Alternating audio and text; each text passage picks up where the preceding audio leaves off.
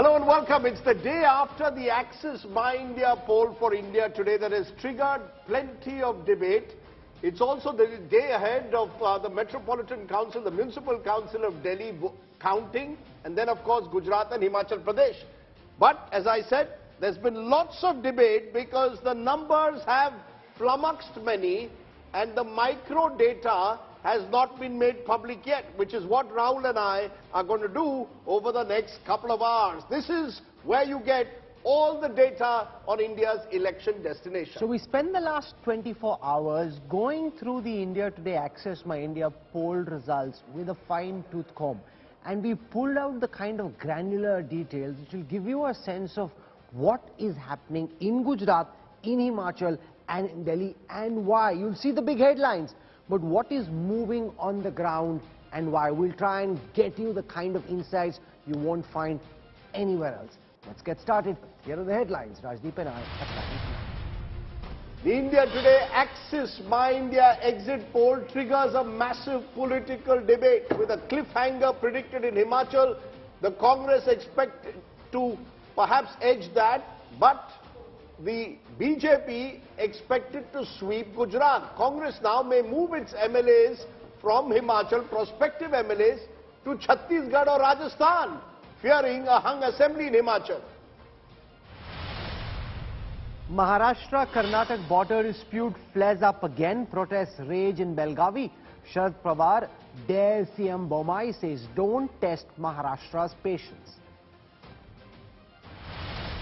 CBI to grill TRS Neta and KCR's daughter Kavita on December 11th in connection with the Delhi liquor scam. This after Kavita requested that her questioning be delayed. Ex-AAP councillor in the dock over the 2020 Delhi riots case. Delhi court says there was clear objective to harm Hindus. Big boost for Make in India. Apple is said to be shifting a chunk of its operations out of China to India.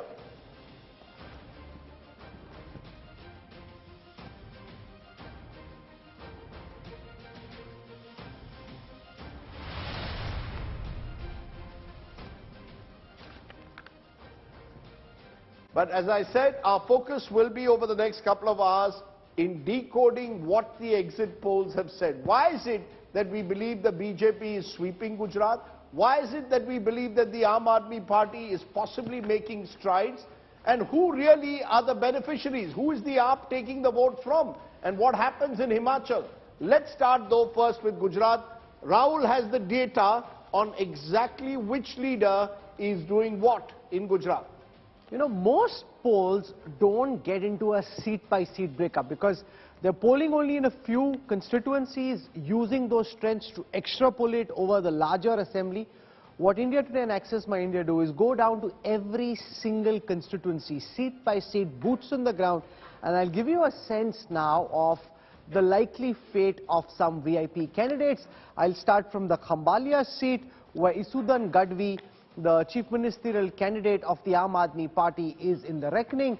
Pradeep Gupta and his team of Access My India are predicting for India Today Group that Isudan Gadvi is popular on his seat and could potentially win the seat of Khambalia. That's good news for the Aam Aadmi Party if Access My India's projections are correct. Typically in the past I've seen they have about a 90% track record on a seat-by-seat basis. So they get 9 out of 10 of these calls right. So if you see 10 calls over the next 1 minute, they're likely that 9 of those are going to be right. Let's now come to Jamnagar North, where Rivaba Jadeja, the wife of Ravinder Jadeja, the Indian spinner, batsman, is in the fray on a BJP ticket. It is being projected by Access My India that Rivaba Jadeja is popular on a seat and is likely to win Jamnagar North. Let's now come to Surat, where in the Majura constituency you've got Harsh Sanghvi, the young Minister of State for Home, holds 10 different portfolios. He is popular on his seat and is likely to win in his constituency in the Surat pocket in Majura. From there, let's come to Gopal Italia, the Patidar face of the Aam Aadmi Party. He is fighting in Katargam, and this is again in the Surat belt. And here, even though he thought he had a chance, he's the state party president of AAP, Access My India predicts for India today that Gopal Italia may lose his election. He's not coming out on top in that survey that we've done. Essentially, since it's a seat-by-seat survey, so you sample 200 plus voters. So what you're seeing over here is the broad sense of what we picked up, what our respondents, what our surveyors picked up on the ground in Gopal Italia and the other people's seat. From there, let's come to Ghatlodia, which is where Bhupinder Patel, the Chief Minister of the BJP, is fighting. He's fighting Amiben Yagnik of the Congress, and Access My India predicts that Bhupinder Patel is likely to win. Against him is Amiben Yagnik, the articulate spokesperson, lawyer of the Congress party, putting up a symbolic fight. She is expected to trail. She is not as popular as Bhupinder Patel. Very difficult to unseat an incumbent chief minister, that too coming from an influential community like the party does. Amiben Yagnik likely to lose. From there we come to the Vadgam seat, where Jignesh Mevani, the Dalit leader fighting on a Congress ticket, is in a very tough fight between the BJP and the Congress. I'll pause this and I'll go across to Pradeep Gupta and get a sense so far. I have some more names like Hardik Patel, Alpesh Thakur, I'll take you through. But let's for a moment focus on Jignesh, focus on the names that I've spoken of so far, and get your sense on why you think Jignesh Mevani is fighting a tough fight. This is also why Owaisi's put up a candidate, and therefore it's not as easy as it was the last time. Pradeep.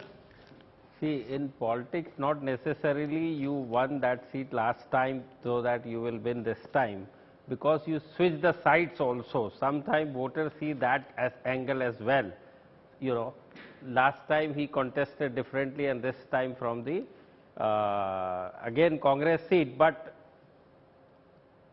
this time BJP's momentum in particularly Gujarat is way higher than the last time. So this time that momentum doesn't seems to be there in this particular seat, particularly for Jignesh Mevani. You know, I'll slightly disagree with Pradeep on Vadgam, because I went there.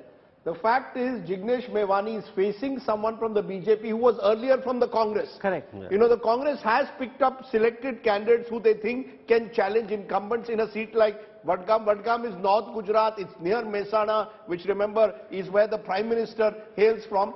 But importantly, Jignesh Mevani established an oxygen plant in Vadgam.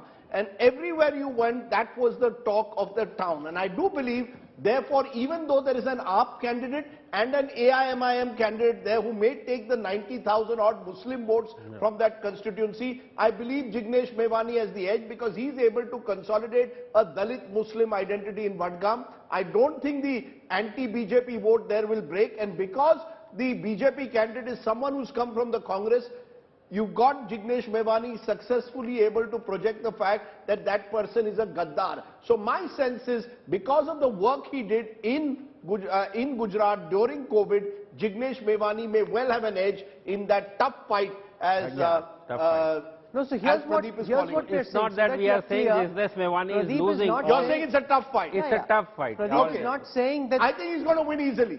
That's the difference. Yeah. Okay, Rajdeep with his straw poll, Pradeep Gupta with his boots on the ground, 12 surveyors out, but both have a different take. And what you pick up on India today is different flavors of the election, and each has its own relative merit. Let's now come to Viramgram, which is where Hardik Patel, contesting this time on a BJP ticket. Pradeep Gupta projects that Hardik Patel is likely to win his seat. So that's good news for Hardik Patel. Was earlier in the Congress, switched over to the BJP, was relatively quiet in comparison to how high profile he was in 2017. He is likely to win his seat. From there, let's come to Alpesh Thakur, a former colleague of his. Rahul, I just want to make a quick point here on Hardik Patel's seat, Vadgam, is that top leadership in BJP believes that he may lose. And let me give you a very interesting, because I went to Viramgam. Interesting, 70 kilometers outside Ahmedabad.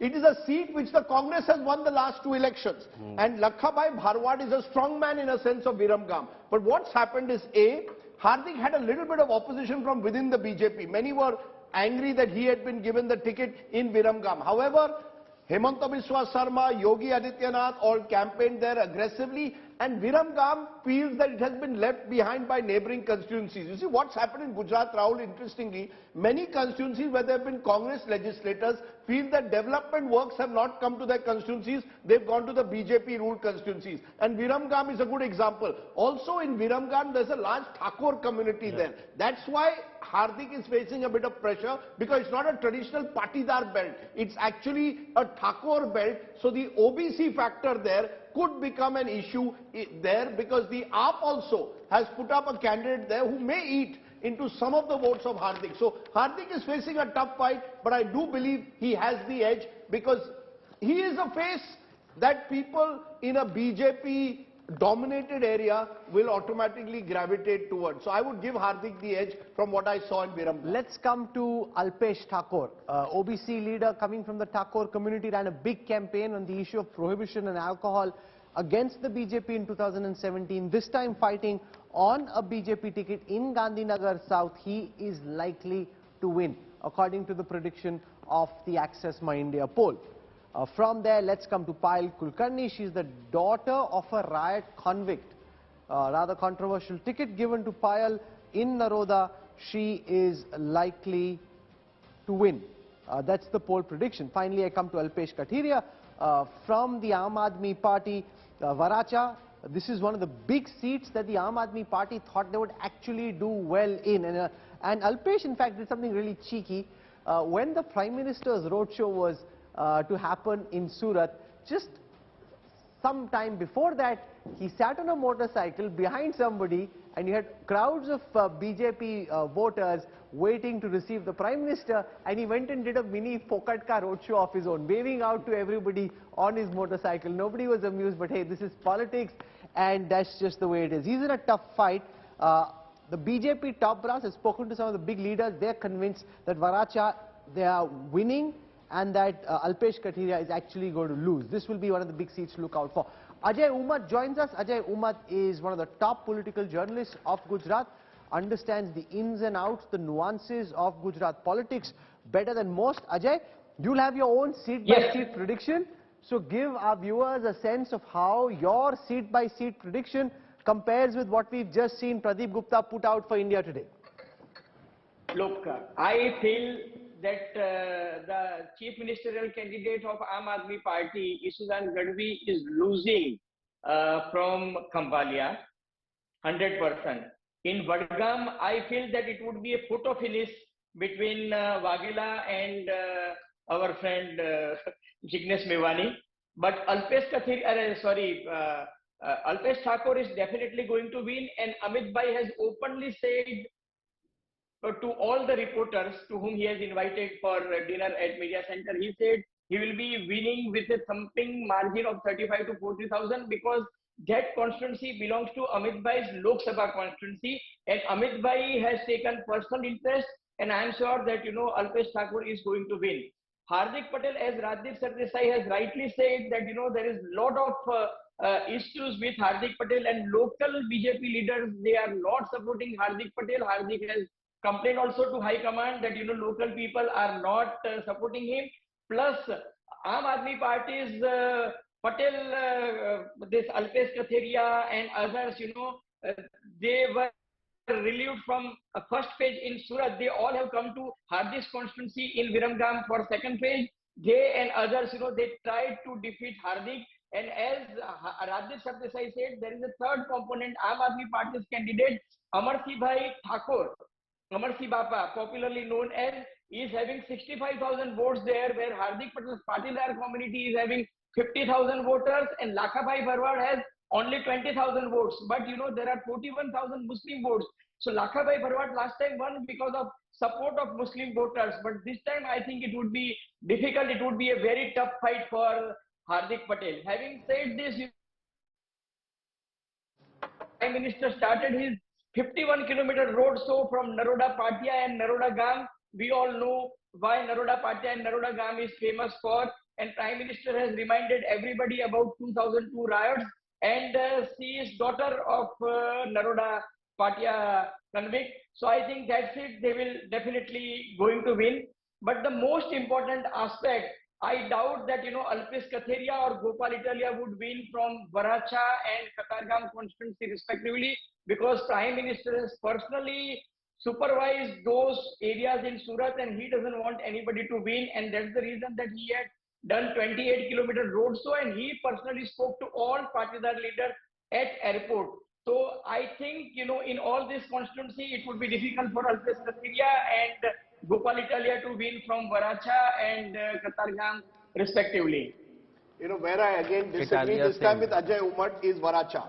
I think out of all the constituencies which the AAP has targeted, Varacha is the one where they are reasonably confident at the moment. I know that what happened in Surat last time, at the height of the Patidar agitation, the BJP swept Surat. So obviously Surat is not easy. Both C.R. Patil and the Prime Minister will make every effort, and they've even got a candidate, the BJP, to withdraw of the AAP from Surat East. So they've made every effort in Surat to ensure that it's a comfortable region for them. But I agree with what he says on Isudan Gadvi. Isudan Gadvi comes from a very interesting constituency which has traditionally been Ahir dominated. In that constituency, he comes as a Gadvi. Gadvis are a much smaller OBC in that constituency, plus a lot of powerful pressure groups are operating in that area who want to defeat him. He's given a great fight, and maybe he will prove everyone wrong, and Pradeep's poll is clearly showing that he's winning. But if he starts winning, Rahul, then I think AAP is doing much better than even expected in Saurashtra. Because if Isudan starts winning, if he wins, as per our poll, Ajay, as per the exit poll, we have to go by what the exit poll says. The exit poll is saying give me 10 seconds.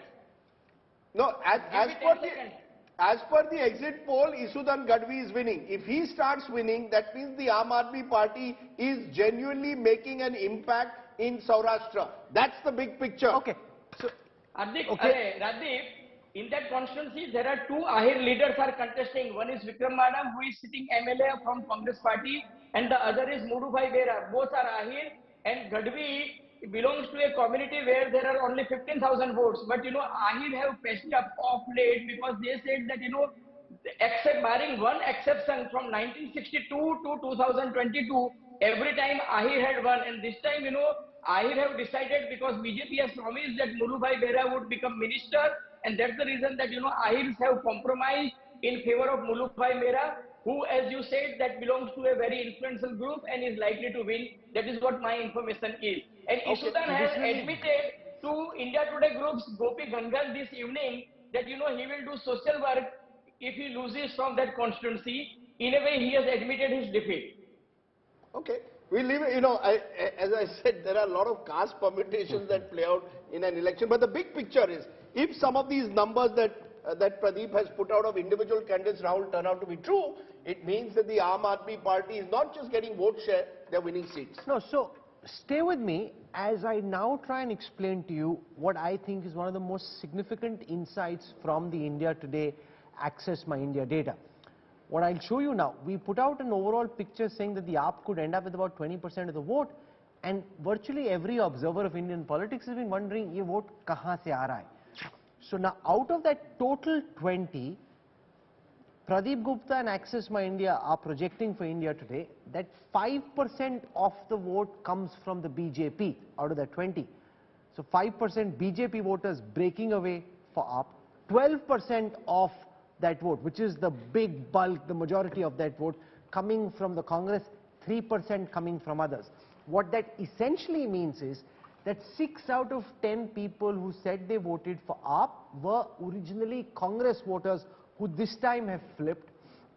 Out of the 5% who voted for AAP from the BJP, which means that about 1 in 4 AAP voters are traditionally BJP voters. So the propensity, Pradeep, is for AAP to break the traditional Congress vote much more than the BJP vote, and your data also suggests that. Yes, that's true, and in fact when we try and further decode the data, we will, last time, I just wanted to make sure all our viewers that last time Access My India predicted the lower range of 99 for the BJP, and BJP secured only 99, and higher range for the Congress and Alliance, which is 80 seats to 77 plus 3 seats of BTP, 2 and 1 of NCP, Congress secured. So last time, Muslim voted 84% in favor of Congress. This time, that vote share of Muslim community for Congress is only 54% and 30 went to Aam Aadmi Party. Now coming to most important and interesting part of last election, the 2017 election, which was the Patel's Patidar agitation, and on the virtue of that, among the Kadwa Patel, Congress secured 50%, BJP 44%. Congress got a better share than BJP among the Kadwa Patels. This time, that has reduced for Congress to 16. 1-6. 1-6. So it's crashed. It's crashed, and BJP now securing 58% and 20% going to So the entire Aam Aadmi past Party. agitation, in some sense, is now defunct or defanged by the BJP. You know, linked to that is a very important number. When you look at Aam Aadmi Party Congress, 31% of scheduled tribe vote. Yeah. In a state with a 15% scheduled tribe. Scheduled tribes are more in Gujarat than Dalits. Dalits are about 8 to 9%. STs are 15%, 27 reserved seats.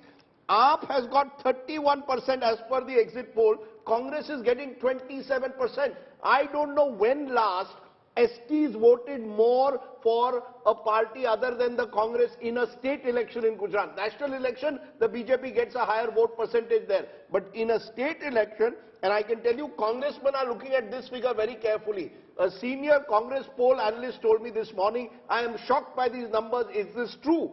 And they wanted our micro data to be made available to them because they said it can't be possible that among Dalits and tribals we are doing not as well as we expected, because even in Dalits, it's 35% Congress, 30% AAP. Okay. So AAP has eaten into a traditional Congress vote bank, Rahul, and that's why the AAP has damaged the Congress much more than it has damaged the BJP in this election. I want to show our next data set, which again is very fascinating. It tells you how much of the vote that the parties won in the last election have they retained, how much have they lost, and who have they lost it to.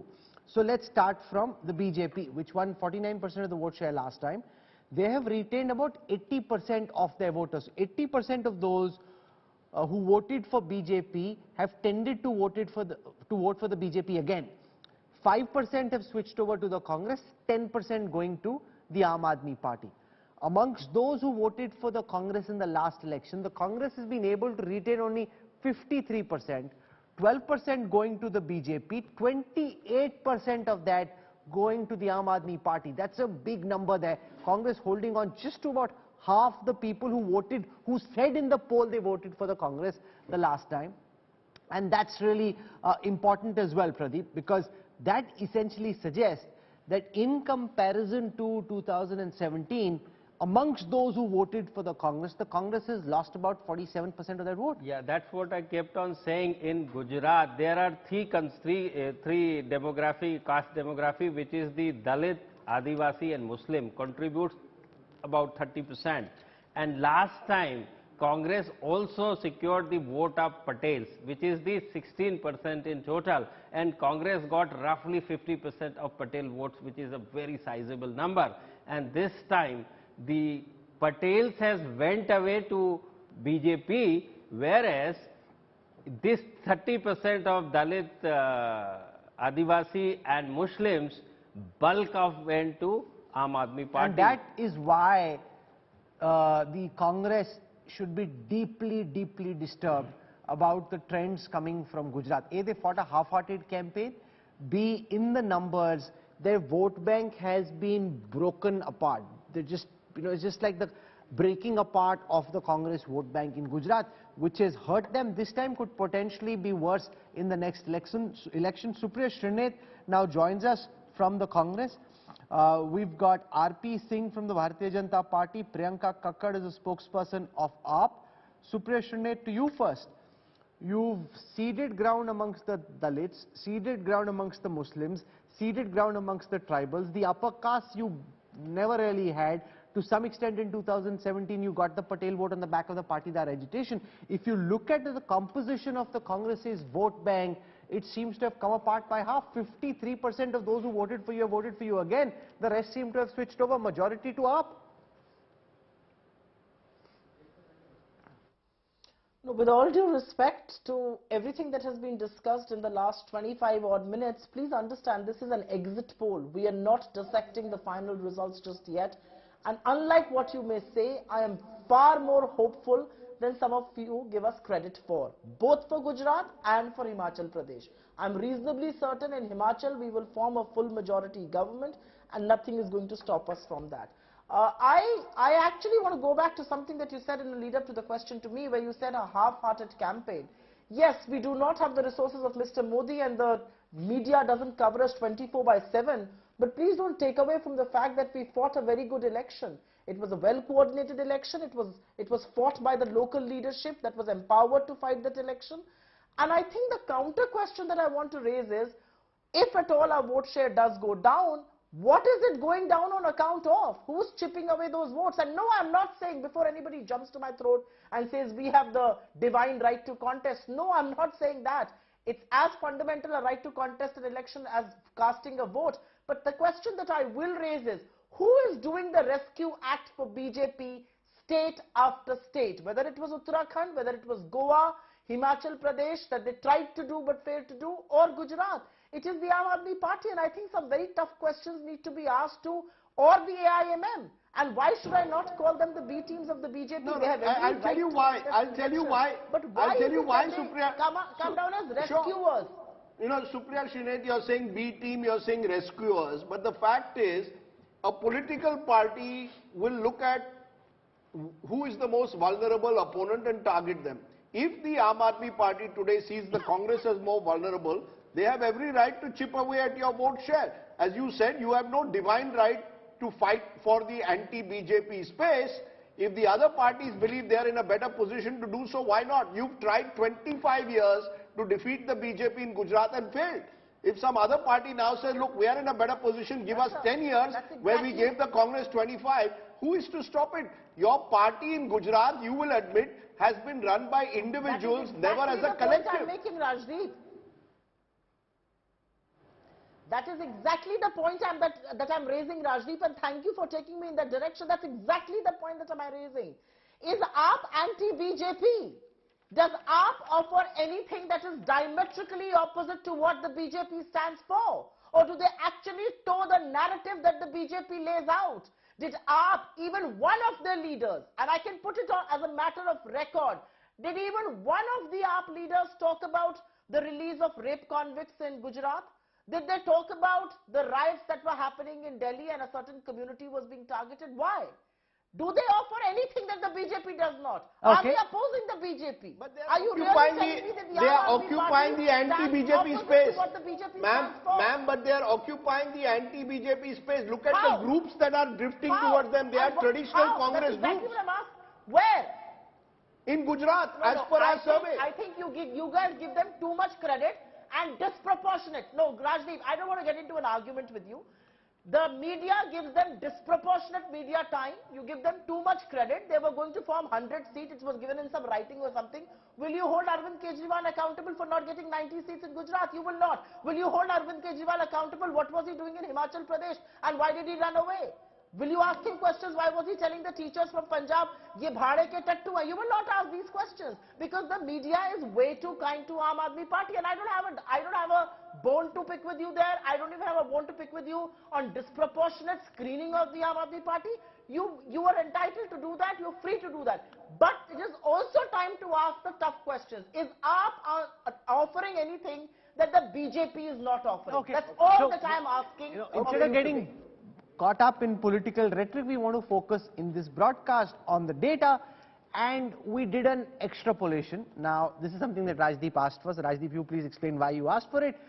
I don't think it works like that, but essentially Rajdeep told the producers that what would have happened if AAP and the Congress would have fought this election together. Now, so what we've taken is we've added the Congress and the AAP vote share in a very hypothetical situation, and then looked at vote share percentages, which is easy to get, and then converted them into seats.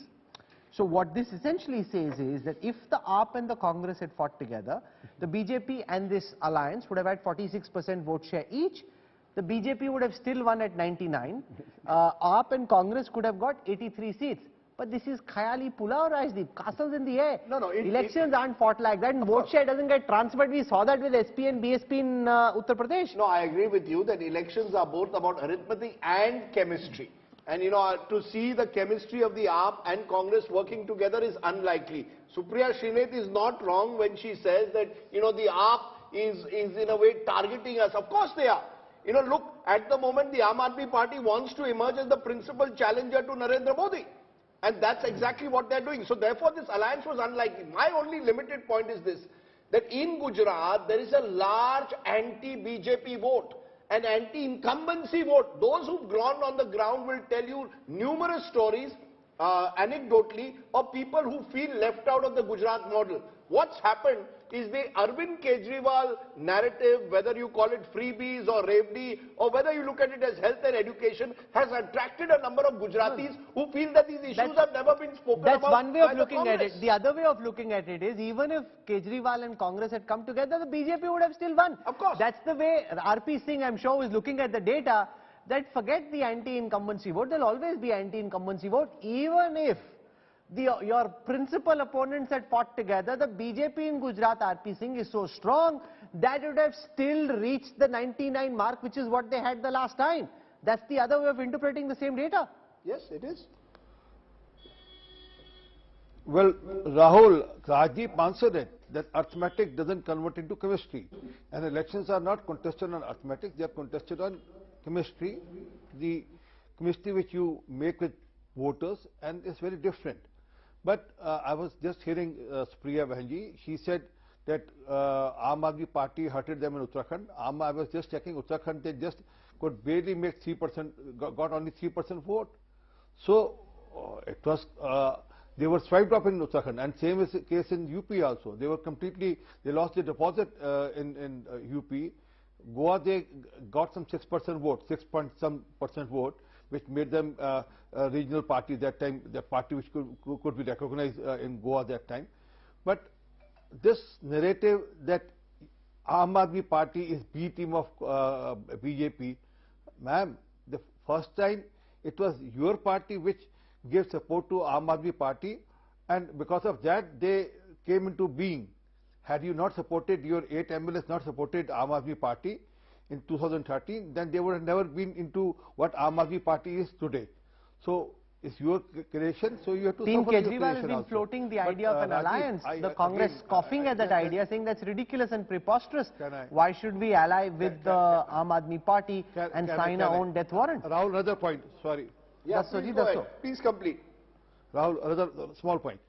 Can I make a small point, very small point? Go on. And Rajdeep, you try your best to project Aam Aadmi Party as a challenger. It's not working. Mark my word, they have reached their peak, and then now onward, they'll start going down.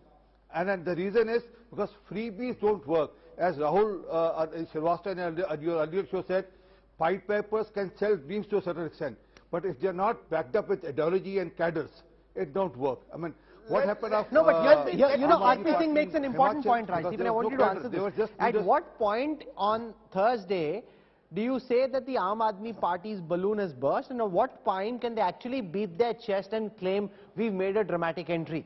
So is the double-digit seat figure important? Like if they're in single digits, then you say this is hardly anything. There have been so many parties that have won, BSP also, some other parties also have won some seats, and therefore this is very marginal, the BTP for example. Where do you say, oh my God, this is fantastic? Because to think it is fantastic is very different from it actually being fantastic. 15% and above. Vote share. Vote share. This is not about seats. Please appreciate, you are in a two-party state. Even the mighty Shankar Singh Waghela, Chief Minister of Gujarat, formed his own party, Rashtriya Janata Party. They ended up in single digit both in seat share and in vote share.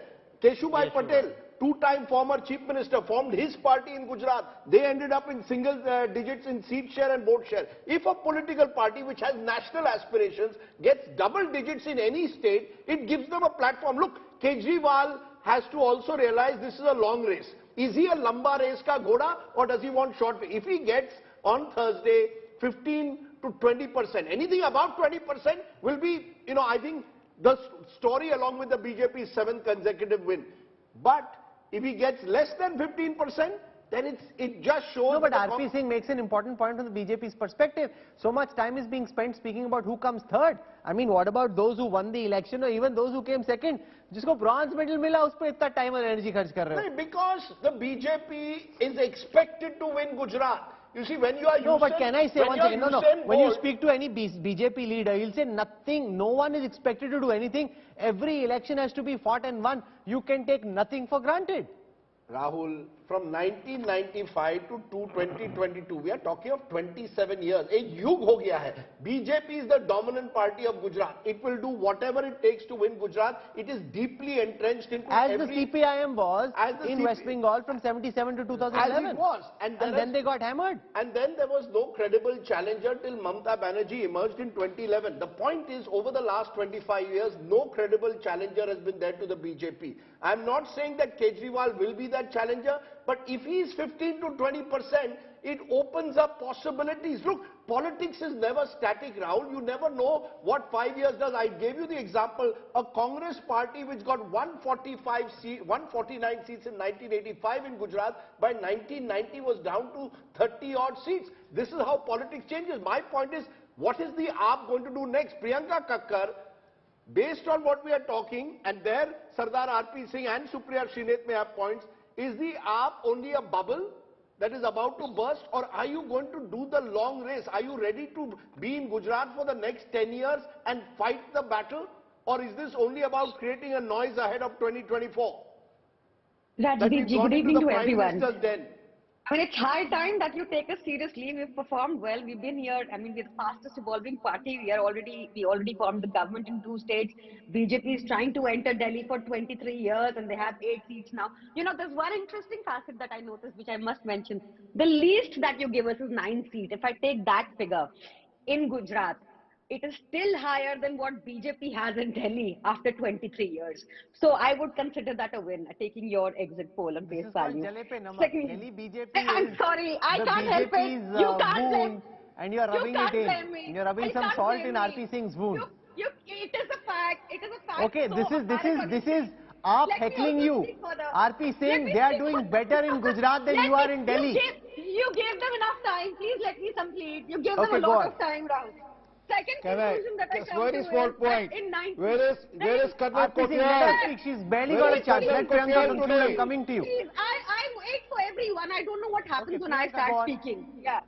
In 1985, BJP scored 15% and scored 11 seats. You are giving us 20%. I can't help but be happy. Okay. Then again, Gujarat, you know, in the least, Gujarat is a state which has promoted us to the status of a national party. Again, a reason to be jubilant. Then again, another thing is that out of 20, if you're giving us 20%, which essentially means that 1 out of 5 Gujarati voted for us. Another reason to be jubilant.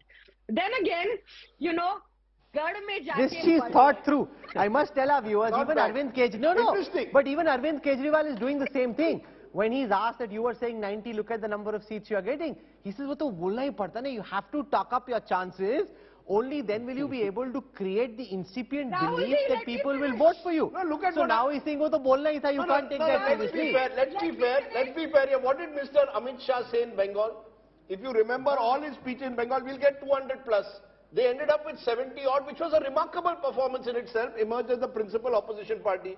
We said it's a big defeat. However, it has given them a platform to perhaps become the party of the future of Bengal. So, in a state like Gujarat, if the and remember, if the Aam Aadmi Party gets even 10 MLAs and 20% vote share, they will create hell in Gujarat. Day after day, they will start exposing scams. Because Gujarat, there's a lot of corruption on the ground. No one denies that. Anyone who's gone to Gujarat knows of the scam. The problem for the Congress, and Supriya Shrinet will know this, she may not admit it publicly, for the longest time there has been, as Gujaratis will tell you, setting between the BJP and Congress. There's a transport operator who is a Congress leader's son who's been given all the contracts by the BJP. There are hotels where there are BJP and Congress leaders who have a land deal in them. This is how Gujarat has been run, and that's why the Congress has suffered. For 10 years, the leader of the Congress in Gujarat was Shankar Singh Waghela, who all his life was an RSS BJP man. The Congress has never been able to project a credible leadership in Gujarat. Ahmed Patel was their main face, but he was based in Delhi. But he ran Gujarat from Delhi. You knew can I because he please as a come in? Gujarati Muslim could never be projected as a Can face. you let This me is the please reality. finish, Rajdeep ji? The AAP is occupying a space Can I please because come many in? Gujaratis think there is a setting between the BJP and the Congress. batting That for is the you. reality. Priyanka, he's batting for you. No, I'm not batting for you. we I'm have telling you the we have reality. a spokesperson I'm for telling you, you. Mr. Singh, why they've reached 20%. I'm not Sir, batting for anyone. Rajdeep, mark my word. I'm a bad Rajdeep, batsman. mark my word. RP Singh ji. Mark my word. Please allow me to say something. Mark my word. You will be here, I'll be here. We'll be sitting back in the debate. Where is Kanwal in Uttarakhand today? Why is he deserted or left Aam Aadmi Party? Where Do is you know the Shankar Kumar reason? ji of Himachal Because he could Pradesh see today? through Can I please that Why did he what do abandon Aam the Aadmi Party party? mean. And mark my Yes, word, let me finish, this is going to please. happen in Let me Gujarat finish. also. This is going to happen in Let me Gujarat finish. also. Okay. So you're Are you saying that done? the Aam Aadmi Party after losing Can I will please run away. come in? That's what they're saying. That they don't have a Suvendu Adhikari who's fighting Can I Mamta please even come after they become the main opposition party. We can't say that at this No, moment. that's what RP Singh he's is hoping claiming. for that. RP Singh is claiming AAP will run away from the battle after the election. He's been hoping that for the Can I past decade. please It's come not in? happening. There Yes, is one quickly, more Supriya, point about Supriya, Congress. Respond to No, the no, what point happened in Uttarakhand? that I'll give the you an example. What anti-incumbency happened in in Uttarakhand? Gujarat What was happened in actually Goa? against the opposition. think The you stop anti-incumbency was against the Congress, which is why Gujarat is seeming to throw up the kind of verdict that it is. Supriya Shirne. No, I first want to go and denounce every word that Rajdeep said about some setting that is a figment of his imagination. Forget about that. I want to denounce that. I actually can want say to that ask with a counter evidence. question. You know, seems to be some desperation. 1 second, ma'am, I'm not talking to you. There is some desperate attempt to somehow talk up the stock of Aam Aadmi Party. I've tracked stock markets, so I can tell you, stock में भी दम होना चाहिए. Himachal की बात क्यों नहीं कर रहे? Why are we not showing them the mirror? Arvind Kejriwal was campaigning in Himachal also. Where You've are been they a in TV Himachal? I would producer, like to Supriya. ask You them. can't get, I really as an want to anchor, ask you them. can't Where are get they in ahead of Goa? my rundown. And I think RP We are Singh going asked to the right Himachal question. Pradesh next. What makes you think we are not going to I'm Himachal not. Pradesh? I'm not. Don't I am sure you throw will. my rundown out of You sequence. stick to your iNews. I am not running ahead of your rundown. We are I'm going to not. Himachal You stick Pradesh to your next. iNews. And you and I both know what that stands for. But I am only saying a simple thing. I think RP Singh raised a question, and I'm going to reiterate it, quite a rarity. What does Aam Aadmi Party stand for? Colonel Kotiyal to BJP ke pravakta bane hue. What is the chief ministerial candidate doing in Goa? I would like to know. What is the chief ministerial candidate doing in Uttarakhand? I just told you. I mean, they have to realize for themselves what do they stand for. I really think they need to be shown the mirror. They need to tell their stand on contentious issues. Before that, what is their ideology? That is all that matters. I want to ask Pradeep Gupta, because remember, in the manner in which India Today and Access My India conduct this post-poll exercise, in the first phase, which is say on the second, the third and the fourth, you have a very extensive opportunity to do a detailed post-poll study. The fifth data is actually pre-poll, just done ahead of the actual counting, where things could potentially change because some of your assumptions may change based on actual voter behavior. So you've now had 24 extra hours to study your data in depth. If you were doing the same projections for us today, which you did yesterday, where you didn't have the second phase final data, what would change and why? Aam Aadmi vote share would have reduced. From 20 to what? From 20 to roughly around 15. So you are reducing them by 5. So in the No, second... I'm not reducing. It would have reduced. What we are seeing today is the drop in Why? Aam Aadmi. There is no why. People, this North Gujarat and Central Gujarat is So different where is that 5% than going? Saurashtra and South Is Gujarat. that 5% then going to add to 5 on the Congress side? No, 3 to Congress side and 2 to BJP. So Congress could then go from 26 to about 29, 30. Yeah, something like and this. BJP yeah. could then Rajdeep can't say BJP has lost 2-3% No, I vote. just want to tell you Rajdeep's I'll point. tell you, I'll just wanted to make a comment on No, one Rajdeep's second. point. If the vote shares come down by 5%, how does that impact seat share? You're Seats between will 9 be and less 20. than 9 for sure. So you're saying single digits? Single digit. Okay. So Rajdeep kept on saying there is an anti-incumbency in Gujarat, there is an anti-BJP vote. That's also true. You remember Rahul, both of us there, and they clearly say, साहब नीचे वालों के तो भरोसे हमारा कुछ नहीं होता, वो तो सब काम के नहीं है, लेकिन मोदी को नहीं छोड़ सकते हैं. So problem is, voters want BJP's alternate, but not Modi's. That's right. So, and I'll tell you why the first phase and second phase is... Gujarat has voted differently. AAP is a concentrated vote in Saurashtra and South Gujarat, in the poorer parts, in the rural parts. As you come to North and Central, North in particular, I believe the Congress will do well. There are Congress individual candidates who will do well. Congress is relying, Rahul, in this election on individual candidates. And there are a number of individual candidates where the Congress will do well. AAP didn't have 182 candidates who are of substance. They've relied that Kejriwal will come and, pull them up. That's not going to happen. And the Modi factor is critical.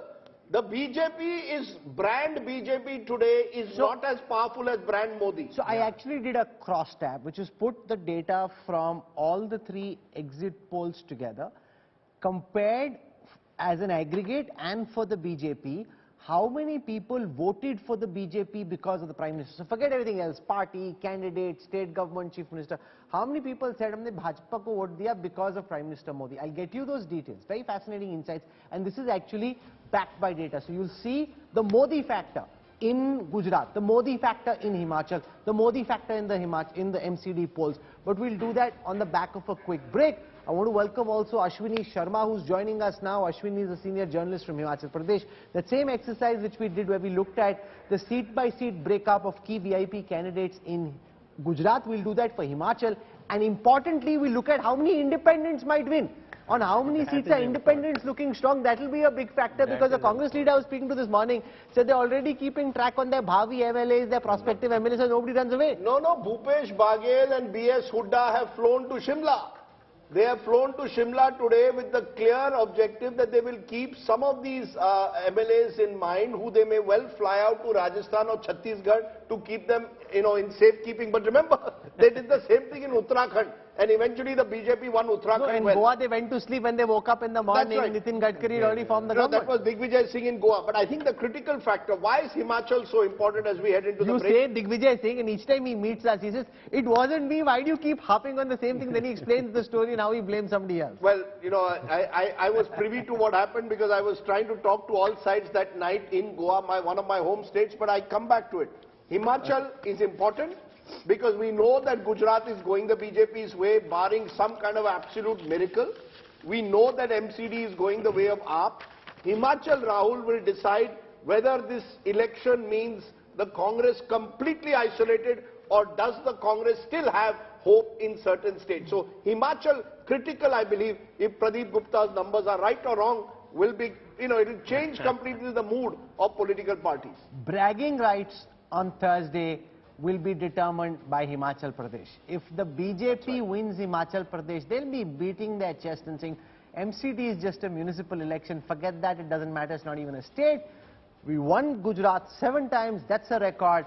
We fought off anti-incumbency after 35 years in Himachal, that's a record as well. Bragging rights based on what happens in Shimla. We've done some fascinating deep dives into the data from Himachal Pradesh.